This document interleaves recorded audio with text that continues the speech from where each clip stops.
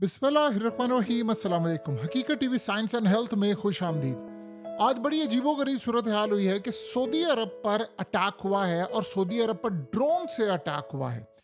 और जाहिर सी बात है, सऊदी अरब के अंदर अटैक होना परेशानी की बात है।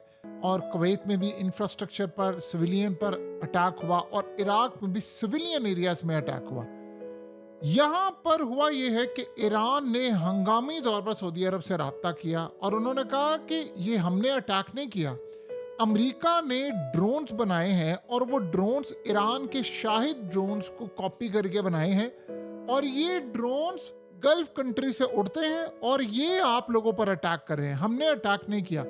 हमने जो अटैक किया है वो हम अमेरिका के फौजी अड्डों पर कर रहे हैं। ये जो शहरी इलाकों में अटैक हो रहा है ये हम लोग नहीं कर रहे, इसके पीछे अमेरिका और इजराइल का हाथ है और हम आपको वार्न कर रहे हैं कि आप मोहतात रहें। एग्जैक्टली ये सूरत हाल हुई कि तुर्की में मिसाइल लगे जाकर और उसको नेटो ने गिराया। तो इन्होंने कहा हमने तुर्की पर अटैक नहीं किया। साइप्रस में अटैक हुआ, ईरान ने कहा हमने नहीं किया। कुवैत में एयरपोर्ट पर अटैक हुआ, ईरान ने कहा हमने नहीं किया। सिविलियन एरियाज में अटैक हो रहा है, उन्होंने कहा हम नहीं कर रहे। अब इसी तरह उन्होंने कहा कि गल्फ कंट्रीज के अंदर जहां पर शहरी आबादी में या आम लोगों पर अटैक हो रहा है उसके पीछे हमारा कोई हाथ नहीं। हमारा मेन टारगेट है कि अमेरिका के फौजी अड्डों को हम टारगेट कर रहे हैं, हम मिलिट्री साइट्स को टारगेट कर रहे हैं, या अगर हमारी ऑयल फैसिलिटीज पर होता है हम ऑयल फैसिलिटीज पर करें, किसी पर करें। और हम ओपन ये ऐलान करते हैं। उनके स्पोक्स पर्सन आते हैं और वो आकर कहते हैं कि जो भी अटैक हम करते हैं पूरे दिन में, हम उसमें आकर उसको ऑन करते हैं, हम बताते हैं कि हमने क्या अटैक किया, क्या नहीं किया। लेकिन ये जो सिविलियन इलाकों में है और सारी गल्फ कंट्रीज को कह दिया है कि आप मोहतात रहें क्योंकि कोई बड़ा हमला हो सकता है। अब हुआ ये है कि अली लरिजानी आपको पता है कि इस वक्त समझ ले ईरान के सुप्रीम लीडर के बाद ये समझ ले ऑलमोस्ट यही इस वक्त मुल्क चला रहे हैं मुश्तबा खामनेई के साथ, और ये ईरान के सुप्रीम लीडर के भी बड़े करीब थे।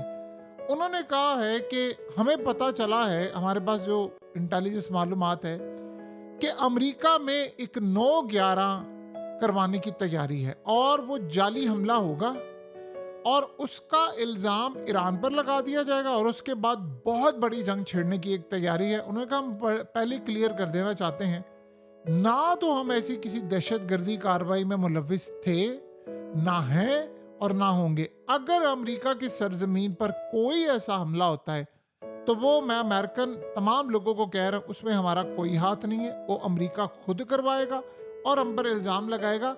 हम इस वक्त सिर्फ अमेरिका को टारगेट कर रहे हैं, लेकिन इस खत्ते के अंदर टारगेट कर रहे हैं, हम इससे बाहर नहीं जा रहे। तो अमेरिका पर फिलहाल हमारा अभी अटैक का कोई इरादा नहीं है और ना ही इस तरह की किसी कार्रवाई का इरादा है।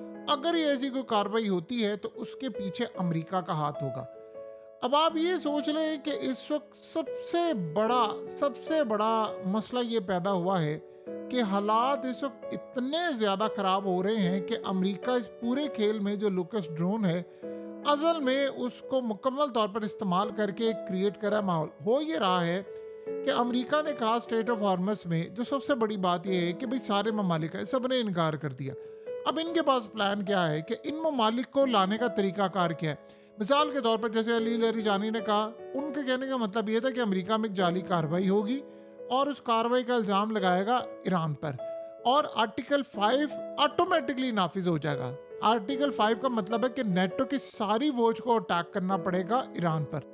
तो ईरान ने पहले ही वार्न कर दिया है कि हम इसके पीछे नहीं होंगे क्योंकि फ्रांस, जर्मनी, बरतानिया, साउथ कोरिया, चाइना, ये तमाम जितने ममालिक हैं, जापान समेत, और इवन के यूरोपियन कंट्रीज, इन सब ने ट्रम्प को कह दिया है कि ये जो स्टेट ऑफ हॉर्मस है हमने नहीं खुलवाना। ऑयल की प्राइसेस ऊपर जा रही हैं, मार्केट के अंदर इन्वेस्टर्स परेशान हैं, पूरा वर्ल्ड इस वक्त स्टॉक मार्केट क्रैश हो रही है, ग्लोबल रिसेशन आने वाला है और ये सिर्फ आपकी वजह से, हमारी वजह से नहीं।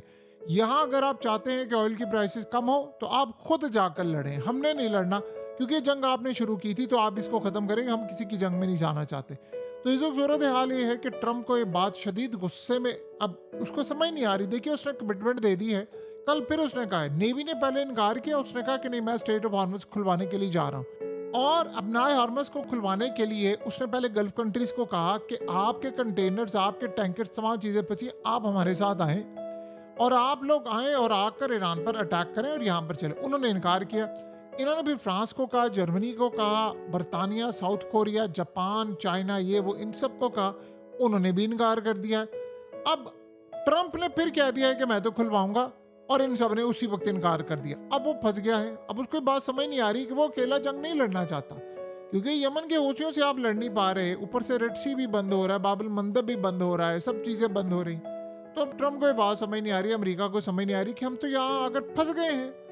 तो इस सूरत हाल के अंदर सबसे बड़ा जो शॉकिंग मसला इस वक्त अमेरिका के लिए पैदा हो गया है कि अब लड़ाई लड़नी है, क्योंकि पूरा वर्ल्ड देख रहा है कि अब आप स्ट्रेट ऑफ हॉर्मुज खुलवाते हैं कि नहीं। इन्होंने कहा कि हम 2500 कमांडोज अपने भेज रहे हैं और वो जाकर लड़ाई करेंगे, वो जहाज शिप।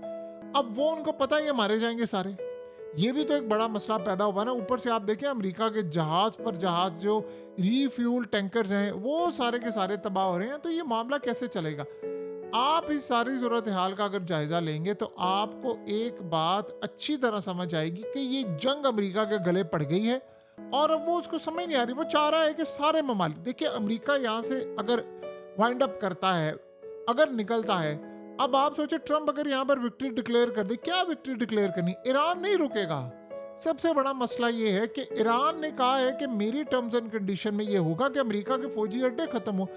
अब ट्रंप को जो मशवरा दिया है डेविड सैक्स ने कि आप फौरी तौर पर विक्ट्री डिक्लेयर करें, आप एक हंगामी खिताब करें उसमें कि जी हमने ये फलाना फलाना नुकसान किया है तो हम ये जंग बंद कर रहे हैं और हम पीछे हट रहे हैं। अब मसला सारा ये है कि अगर लेट से वो ऐलान भी कर देता है, अमेरिका को इतनी कुट पड़ गई है, ईरान ने हमला रोक देना है, नहीं रोकेगा।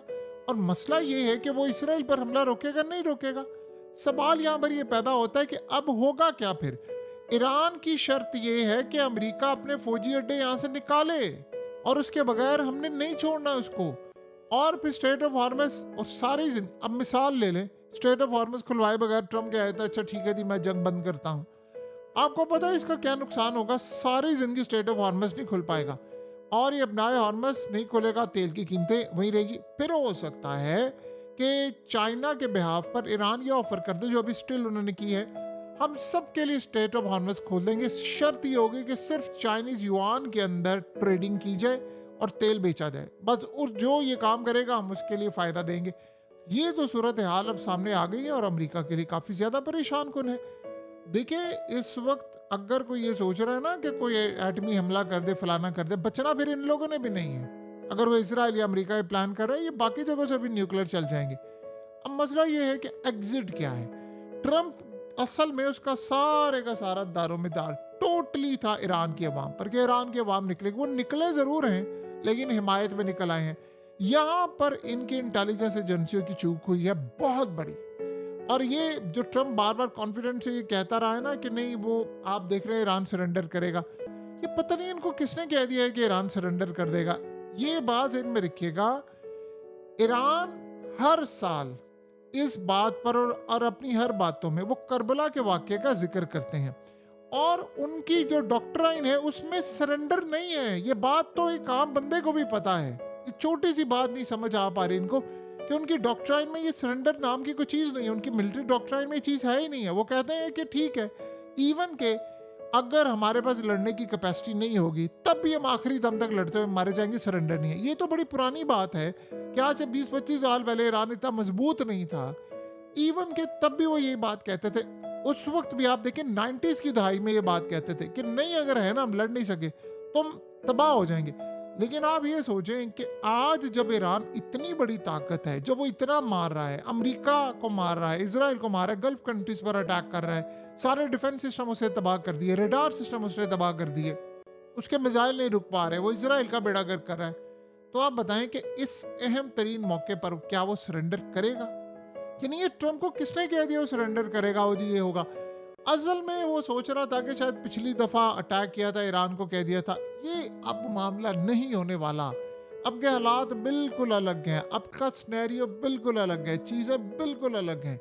ये वो मरहला नहीं है, ये वो लोग नहीं है, ये वो सूरत हाल नहीं है।